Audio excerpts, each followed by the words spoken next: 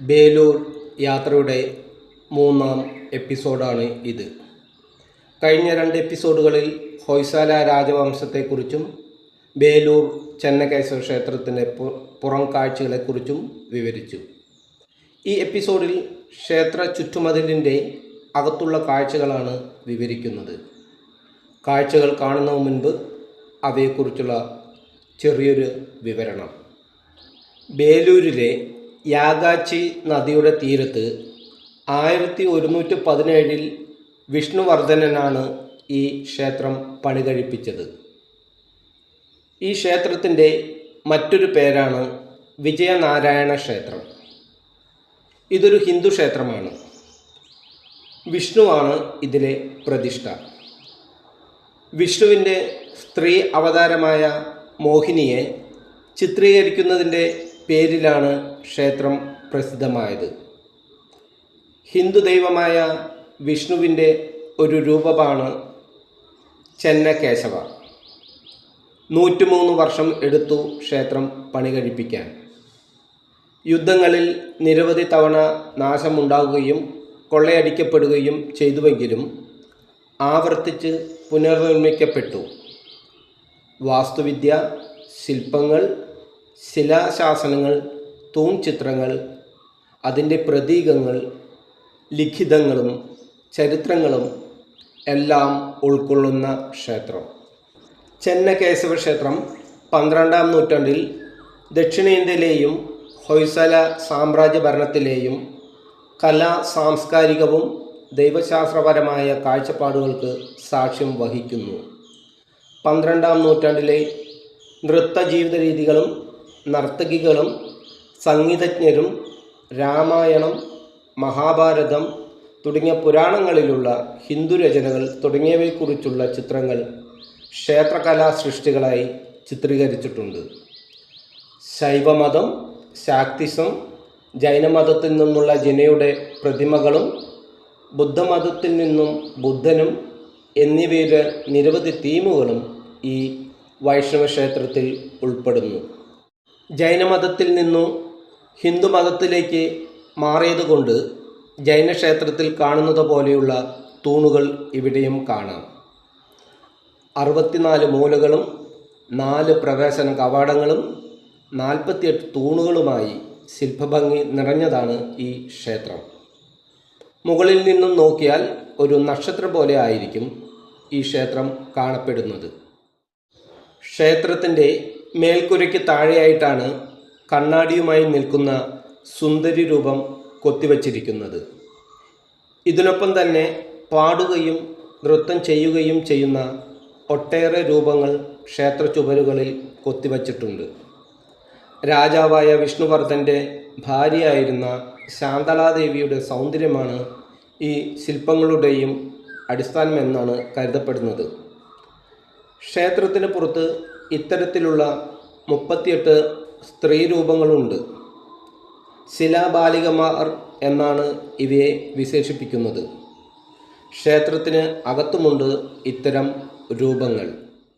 ക്ഷേത്രത്തിൽ കാണുന്ന ശിലാബാലികമാർ ഇവരാണ്: ദർപ്പണസുന്ദരി, ശൂകഭാഷിണി, വസന്തക്രീഡ, കിരാവാണി, കേശശൃംഗരം, മയൂരശിഖ, കുർവഞ്ചി നർത്തകി, അശ്വകേശി, പാദാംഗുലി, ഗാനമഞ്ജിറ, തില്ലാന, ത്രിഭംഗ നർത്തന, കാപാലഭൈരവി, വേണുഗോപാല, ഗായിക, നാട്യസുന്ദരി, രുദ്രവീണ, കുടില കുന്തള, വനറാണി, വികടനർത്തന, ചന്ദ്രിക, രുദ്രിക, മോഹിക, രേണുക, ജയനിഷാദ, ഭസ്മമോഹിനി, വിഷകന്യക, അധ്യാപിക, ശകുനസാരദ, നർത്തകി, നാഗവീണസുന്ദരി, ഗർഭിഷ്ഠ, നാട്യശാന്തള, സമധൂരഭാഷിണി, കേശശൃംഗാരം, ഗന്ധർവകന്യക എന്നിങ്ങനെയുള്ള 38 ശിലാബാലികമാർ തുടങ്ങിയവർ മേൽക്കുരയുടെ കീഴിലായി വെളിയിലുള്ള കൊത്തുപണികളിൽ പ്രധാനമായി അണിനിരക്കുന്നു. ഇതുകൂടാതെ 4 ശിലാബാലികമാർ ക്ഷേത്രത്തിന് അകത്തുണ്ട്. ദശാവതാരം കൊത്തിയ തൂണുകൾ ഏറ്റവും ആകർഷണമാണ്. കല്ലുകൊണ്ടു തന്നെ ഉണ്ടാക്കിയ ബെയറിങ്ങുകളിൽ കറങ്ങുന്ന രീതിയിലാണ് ദശാവതാര തൂണുകൾ നിർമ്മിച്ചിരിക്കുന്നത്. പക്ഷേ സുരക്ഷാ കാരണങ്ങളാൽ ഇപ്പോൾ അത് കറക്കാൻ അനുവദിക്കാറില്ല. ഹൊയ്സാല രാജവംശത്തിലെ ആദ്യത്തെ രാജാവായ സാല സിംഹവുമായി യുദ്ധം ചെയ്യുന്ന ഹൊയ്സാല രാജ്യത്തിൻ്റെ രാജകീയ മുദ്രയായി ശില്പവും ഇവിടെ കാണാം. തൻ്റെ ഗുരുവായ സുദത്തമുനിയെ ആക്രമിക്കാൻ വന്ന സിംഹത്തെ സാല പൊരുതി കീഴ്പ്പെടുത്തിയ സംഭവത്തിൻ്റെ ഓർമ്മയ്ക്കായിട്ടാണ് വിഷ്ണുവർദ്ധനൻ ഈ രൂപം രാജമുദ്രയായി ഉപയോഗിക്കാൻ തുടങ്ങിയത്. കരിങ്കല്ലിൽ പണിതീർത്ത ഈ ക്ഷേത്രത്തിൻ്റെ മുറ്റത്ത് 42 അടി 15 ടൺ ഭാരമുള്ള ഒറ്റക്കല്ലിലുള്ള ഗ്രാവിറ്റി പില്ലർ മറ്റൊരു അത്ഭുതമായി നിലകൊള്ളുന്നു. ഈ സ്തംഭത്തിൻ്റെ 3 മൂലകൾ മാത്രമേ തറയിൽ ഉറപ്പിച്ചു നിർത്തിയിട്ടുള്ളൂ. തറയുടെ താഴെ നിന്ന് മുകളിലേക്ക് കൊത്തുപണികൾക്ക് ഒരു ഘടനയുണ്ട്. ഏറ്റവും അടിയിൽ ശക്തരായ ആനകൾ, അതിനു മുകളിൽ ധൈര്യത്തെ കാണിക്കാനായി സിംഹങ്ങൾ, വേഗതയുടെ പര്യായമായി കുതിരകൾ, വള്ളിപ്പടർപ്പുകൾ, പൂക്കൾ എന്നിവയും അലങ്കാരപ്പണികളിൽ കാണാം. ശ്രീകോവിലിനുള്ളിൽ 5 തൂണുകൾ.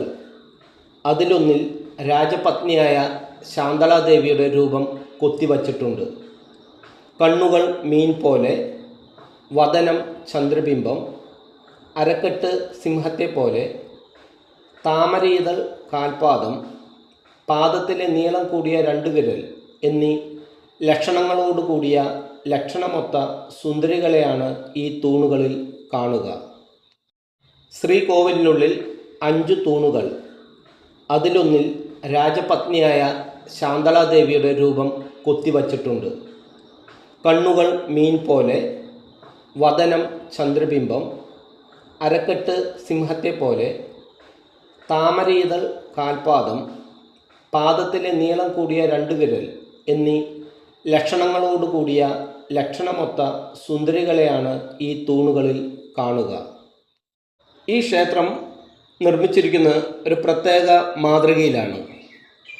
സ്റ്റെലേറ്റ് പ്ലാൻ എന്നാണ് അതിന് വിളിക്കുന്ന പേര്. സ്റ്റെലേറ്റ് പ്ലാൻ ക്ഷേത്രങ്ങളുടെ പ്രധാന സവിശേഷതകൾ അവ നക്ഷത്രാകൃതിയിലുള്ള ലേ ഔട്ടായിരിക്കും. ശ്രീകോവിൽ ഒന്നിലധികം കോണുകൾ പുറത്തേക്ക് തള്ളി നിൽക്കുന്ന വിധത്തിൽ രൂപകൽപ്പന ചെയ്തിരിക്കുന്നു. ഇത് 16 ബിന്ദുക്കളോ 32 ബിന്ദുക്കളോ ഉള്ള ഒരു നക്ഷത്രാകൃതി രൂപപ്പെടുന്നു.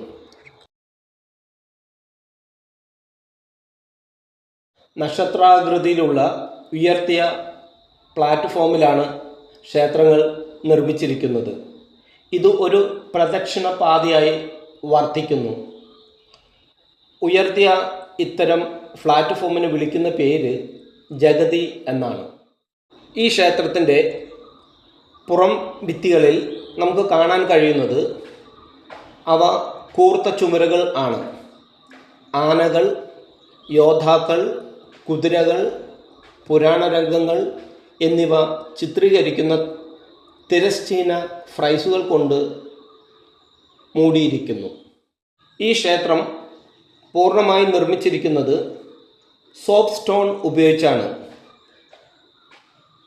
കൊത്തിയെടുക്കുമ്പോൾ ഇത് മൃദുവായിരിക്കും, പക്ഷേ എക്സ്പോഷർ ചെയ്യുമ്പോൾ അത് കഠിനമാകും. ഇത് ഉയർന്ന വിശദാംശവും സങ്കീർണവുമായ ശില്പം ഉണ്ടാക്കാൻ കഴിയുന്ന ഒരു തരം സ്റ്റോണാണ് സോപ്പ് സ്റ്റോൺ. അറിയപ്പെടുന്ന ശില്പങ്ങൾ കൃത്യതയ്ക്കായി ആഭരണങ്ങൾ, വസ്ത്രങ്ങൾ, ഹെയർ സ്റ്റൈലിംഗ് എന്നിവ സൂക്ഷ്മമായ ശ്രദ്ധ കാണിക്കുന്നു. പലപ്പോഴും കല്ലിനേക്കാൾ ലോഹപ്പണികൾ പോലെ കാണപ്പെടുന്നു. സാധാരണ വിഷയങ്ങളിൽ നൃത്തരൂപങ്ങൾ, സംഗീതജ്ഞർ, സ്ഥിരതയെയും ധൈര്യത്തെയും പ്രതീകപ്പെടുത്തുന്ന മൃഗങ്ങളുടെ നിരകൾ എന്നിവ ഉൾപ്പെടുന്നു. ഈ ക്ഷേത്രം മൾട്ടി ടയർ അലങ്കാരം അഥവാ കലാപരമായ ക്രമീകരണത്തെ സൂചിപ്പിക്കുന്നു. അവിടെ അലങ്കാരം, ശില്പം അല്ലെങ്കിൽ റിലീഫ് എന്നിവയുടെ തിരശ്ചീന ബാൻഡുകൾ ഒന്നിലധികം പാളികളായി ലംബമായി അടുക്കിയിരിക്കുന്നു. ഫ്രൈസ് പാറ്റേണുകളാണ് ഇവിടെ ഉപയോഗിക്കുന്നത്, അഥവാ ഗണിതശാസ്ത്രപരമായ പാറ്റേണുകളാണ് ഉപയോഗിക്കുന്നത്. ഫ്രൈസ് പാറ്റേണുകൾ സാധാരണയായി 7 പ്രത്യേകതരം ഏകമാന ആവർത്തന ഡിസൈനുകളായി സൂചിപ്പിക്കുന്നുവെങ്കിലും അവയെ സൈദ്ധാന്തിക ഗണിതത്തിൽ സങ്കീർണവും ബഹുതല പ്രാതിനിധ്യങ്ങളായി ക്രമീകരിക്കാൻ കഴിയും. ജ്യാമിതീയ പാറ്റേണുകളിലൂടെ ബന്ധപ്പെട്ട കണക്കുകൂട്ടലുകളുടെ ഒന്നിലധികം നിരകൾ ഇതിൽ കാണപ്പെടുന്നു.